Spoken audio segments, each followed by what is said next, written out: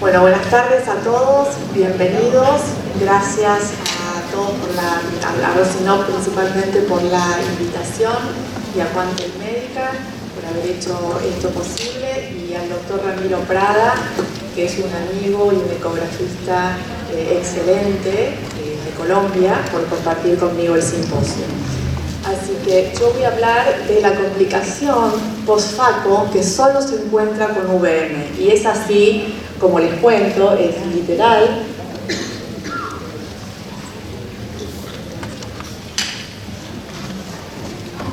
Como les decía, solo se encuentra con VM. Les voy a mostrar un caso clínico. Es un caso muy interesante de una complicación realmente muy infrecuente, pero bueno, cuando nos toca a nosotros es el 100%, ¿no?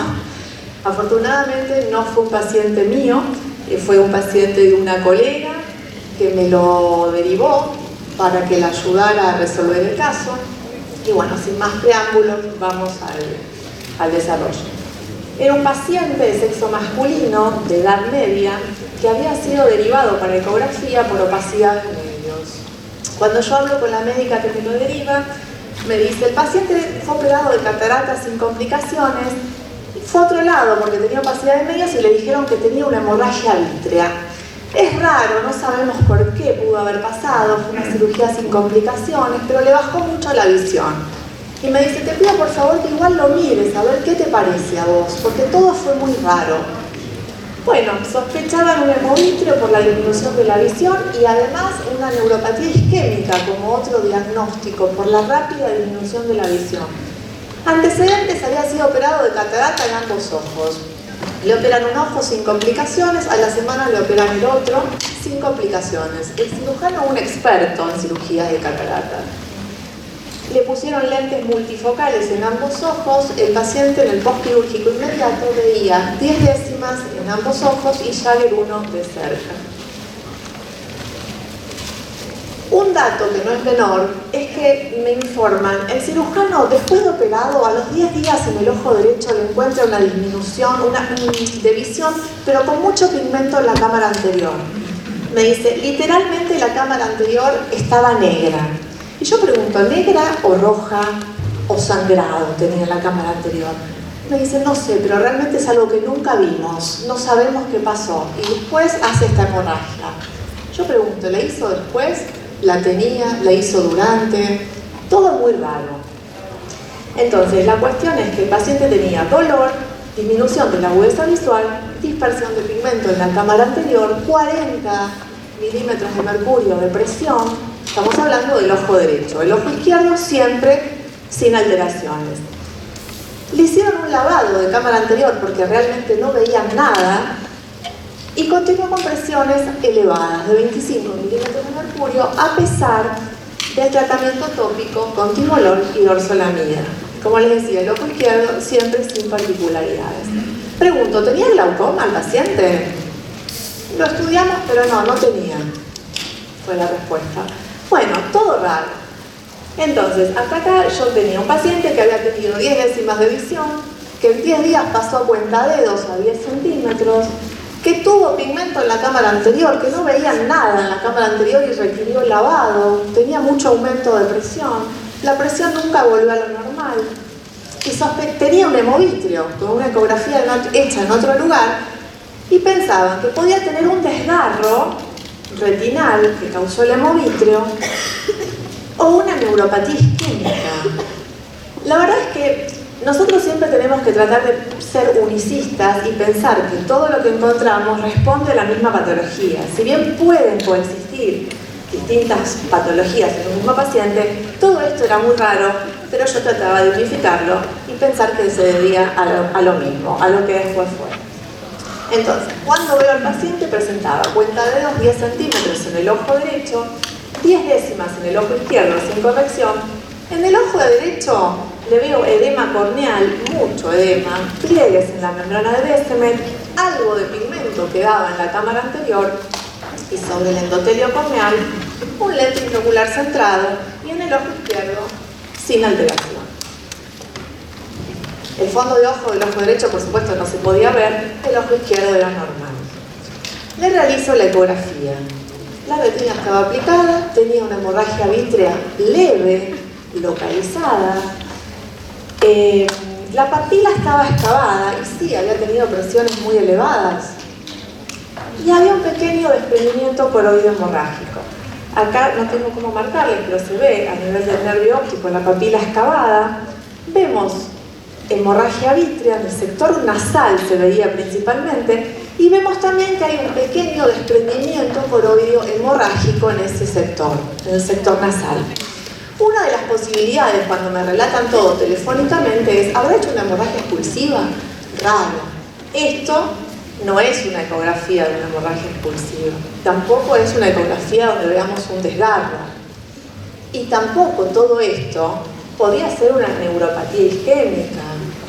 ¿Por qué? Porque no me cerraba. El pigmento en la cámara anterior no tenía nada que ver, no estaba relacionado con los posibles diagnósticos que planteaba. No había desgarro, no podía ser el pigmento relacionado ni con la neuropatía isquémica ni con el hemovitrio, en fin. Yo sospeché cuando vi todo este cuadro en lo que después fue el diagnóstico. Y ahora les voy a mostrar. Y así se veía el paciente, ¿no? Con mucho edema y pliegues en la membrana de Bessner. Y pregunto, pensando en lo que después le voy a decir que fue el diagnóstico, ¿le hicieron una VM? Y me responden, sí, la hicimos, normal. Digo, a ver, quiero ver las imágenes. Y me dicen, no las tenemos, nos pasaron rápido el informe porque estábamos muy preocupados por el paciente. Y acá viene el informe que les mandaron. Ángulo abierto en los 4 cuadrantes principales y cambios compatibles con edema de córnea. Y le digo, es verdad, esto es real, pero nos falta información. Nos falta ver el lente intraocular, la posición del lente, qué relación tiene el lente intraocular con el iris. No sabemos si está en el sulcus, si está en el VAC, no sabemos nada. Digo, hay que repetirle la VM. Y eso fue lo que hicimos y acá se aclaró y nos pudo cerrar el caso. Fíjense, acá vemos en un corte sulcus to sulcus, vemos los cambios correspondientes al edema de córnea, al gran engrosamiento, pero si ustedes ven, tienen una membranita en el sector derecho donde está el iris, no tengo puntero para marcarles, ven una pequeña membranita de muy baja reflectividad que baja, ahora se las voy a marcar, de la parte posterior del iris y toca con las ápticas del lente.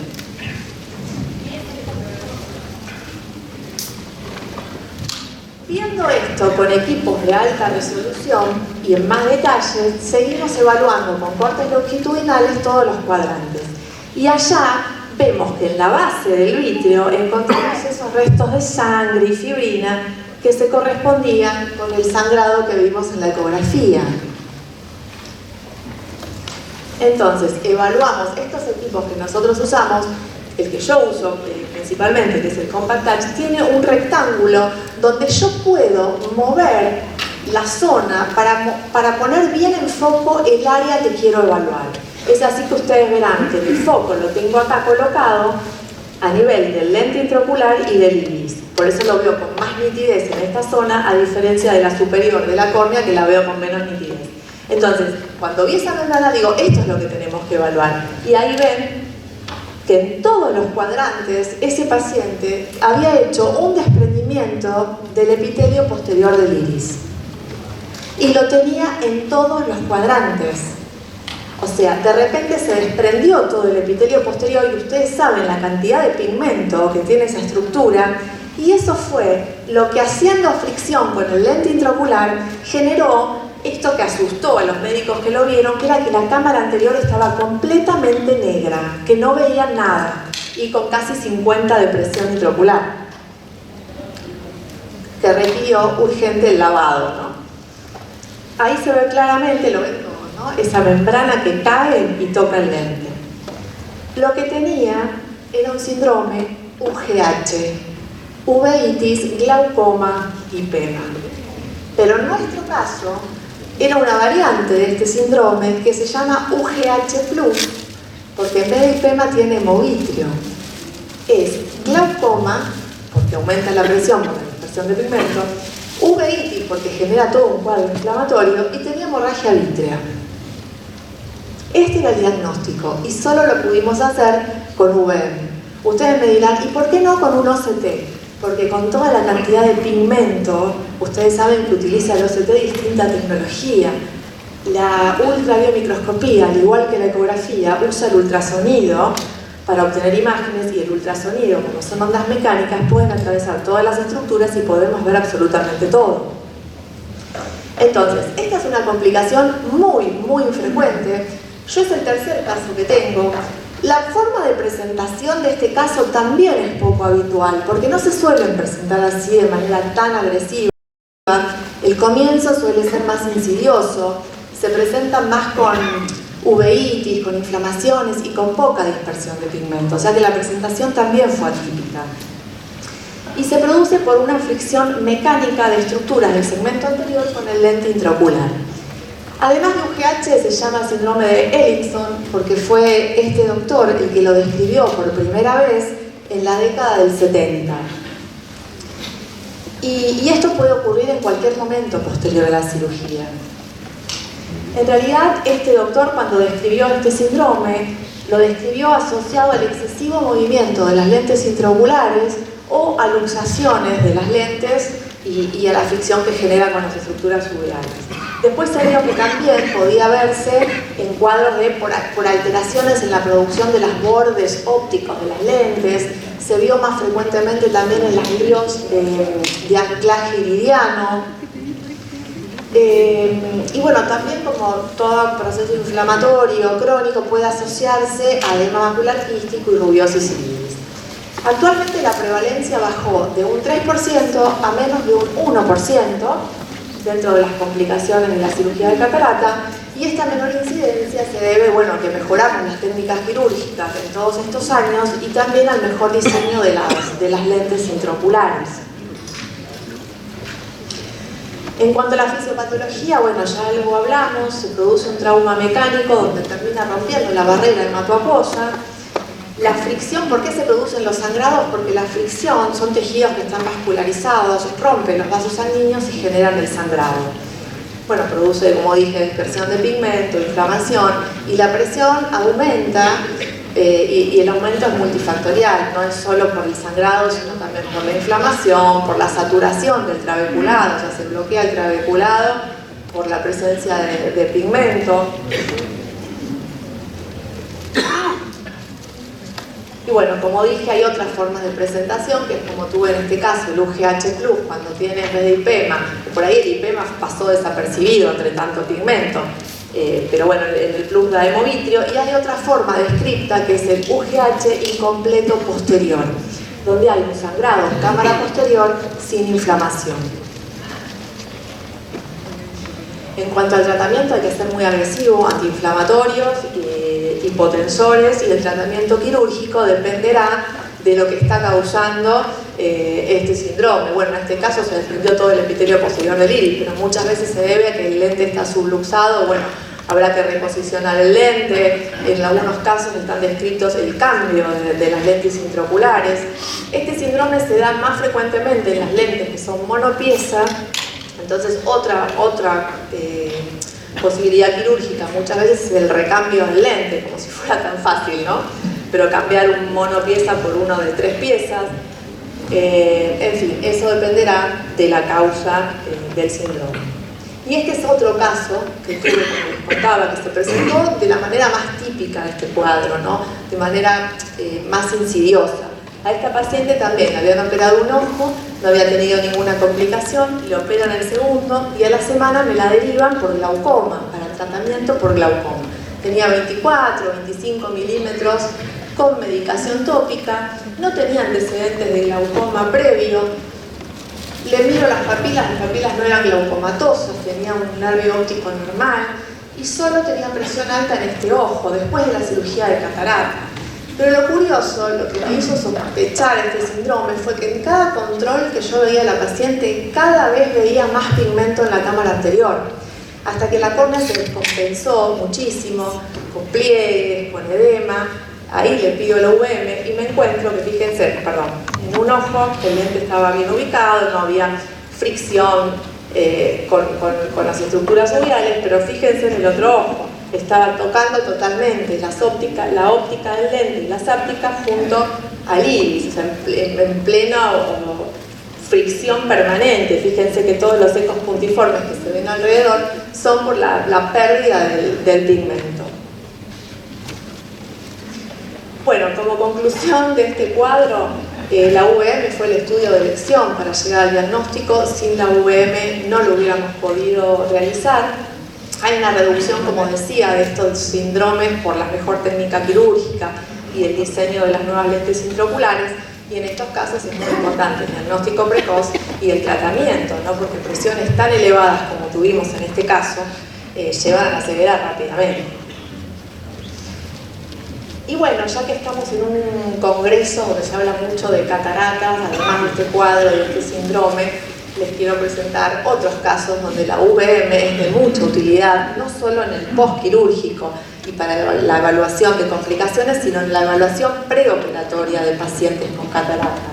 ¿Y en qué casos las tenemos que pedir? Cuando un paciente tiene una catarata sin otro antecedente, una catarata de las que vemos todos los días, no hace falta hacer un UVM, pero cuando tenemos un paciente con una catarata traumática o tiene una catarata localizada, que me ha pasado, una catarata sectorial y que el paciente tuviera un cuerpo extraño intracristaliniano, es decir, cualquier cosa que salga de lo normal es indicación de hacerle un UVM para ver cómo nos plantamos, ¿no?, ante esa cirugía, o brindarle al cirujano de catarata la información necesaria para evitar complicaciones.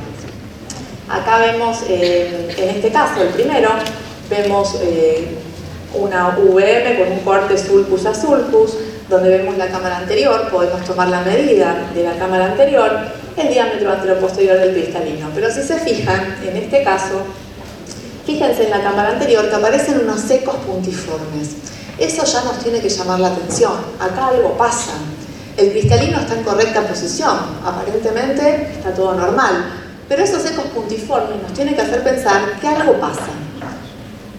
Seguimos, como les decía, bajando el rectángulo y poniendo en foco el área cristaliniana, vemos mejor, vemos la cápsula anterior, vemos la cápsula posterior, no hay compromiso de ninguna de las dos, pero cuando vamos a los cortes longitudinales y vemos cada uno en los 4 cuadrantes principales que evaluamos, que siempre son hora 12, hora 6, hora 3 y hora 9, además de seguir viendo esos ecos puntiformes en cámara anterior, en la primera foto no vemos nada, el ángulo está normal, no se ve ninguna alteración. Y en la de abajo tampoco.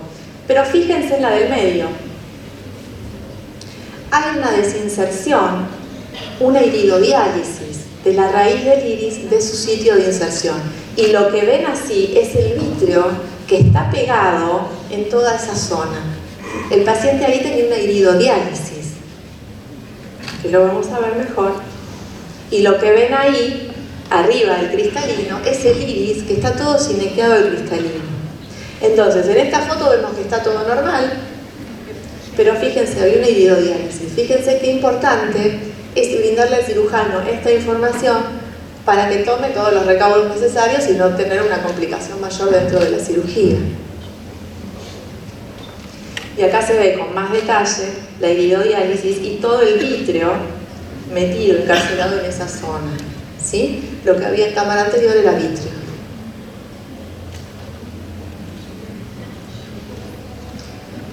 Bueno, también nos sirve para ver, por ejemplo, las cataratas subcapsulares posteriores o las polares posteriores, si hay compromiso de la cápsula posterior, como vemos allá en la segunda foto, que hay una solución de continuidad en la cápsula posterior. En esta imagen de acá vemos, esto es una catarata reducta, fíjense que hay que fijarse bien porque puede ser confundido con una lente intraocular, pero bueno, la diferencia de reflectividad nos va a dar la diferencia. Acá tenemos, este es un caso interesante, este que vemos acá. Me lo habían mandado por facodonesis, entonces el cirujano quería saber en qué área, en qué sitio estaba la dehiscencia celular, y la verdad es que no había dehiscencia celular. Lo que se movía era el núcleo, era una catarata morganiana, y lo que veíamos ahí era, bueno, ustedes saben, se produce toda una licuefacción a nivel de la corteza, cae el núcleo y lo que se movía era esto, era una catarata morganiana. Y en aquella que vemos de allá fue una catarata traumática, fue una herida penetrante donde se ve compromiso de la cápsula anterior y salida del contenido cristaliniano, y